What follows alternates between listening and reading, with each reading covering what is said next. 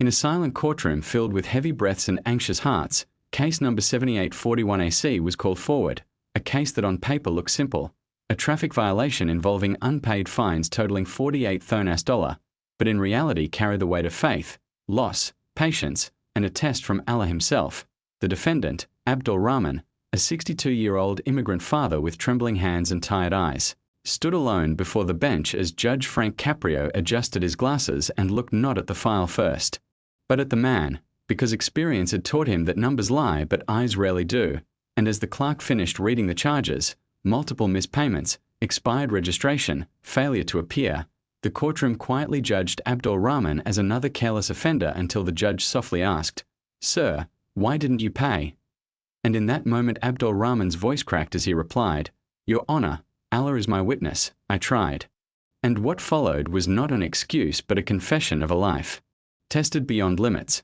10 years earlier Abdul had come to America driving taxis day and night, saving every dollar with one dream, to educate his children and keep his family together, but destiny, written by Allah, had other plans when his wife was diagnosed with cancer, and every dollar that should have gone to fines, registrations, and insurance instead went to hospital bills, chemotherapy, and prayers whispered at 3 a.m. beside a hospital bed.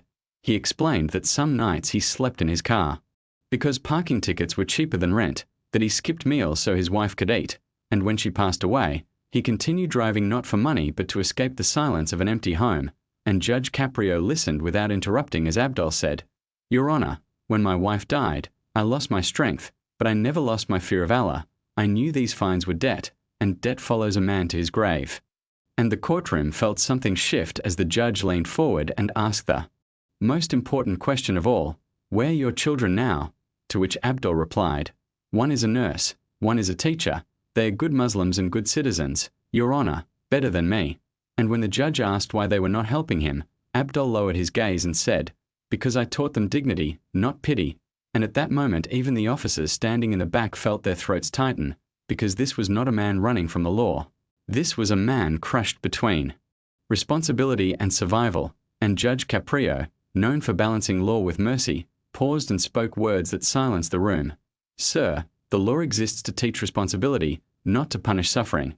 And he reviewed the record carefully, noting that Abdul had no criminal history, had worked honestly for decades, and had only failed when life overwhelmed him.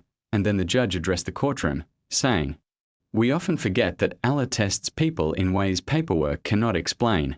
Before turning back to Abdul and asking, "If I reduce this fine, can you promise the court you will stay compliant?" And Abdul placed his hand on his chest and said, "By Allah, I promise." And that oath carried more weight than any signature. And then came the moment no one expected as Judge Caprio announced that due to extreme hardship, medical tragedy, and demonstrated character, the court would waive $42,000 of the fines, reduce the remaining amount to $6,600, and allow a payment plan of $50 a month. But before the gavel could fall, Abdul broke down in tears, raising his hand slightly and whispering, "Alhamdulillah, not for the money, but for being seen as human." And Judge Caprio gently reminded him, "Sir, thank Allah, but also thank yourself for raising good children and living honestly." And as Abdul left the stand, the courtroom, usually cold and procedural, felt warmer, lighter, as if mercy itself had passed through, proving that justice is not always about the maximum fine, but about understanding the unseen battles people fight, and that when law is guided by compassion, it becomes a form of worship, because in the end, as Judge Caprio said while closing the case, courts may judge actions, but Allah knows intentions. And that day, everyone present learned that true justice is not only written in law books, but in hearts that still remember mercy.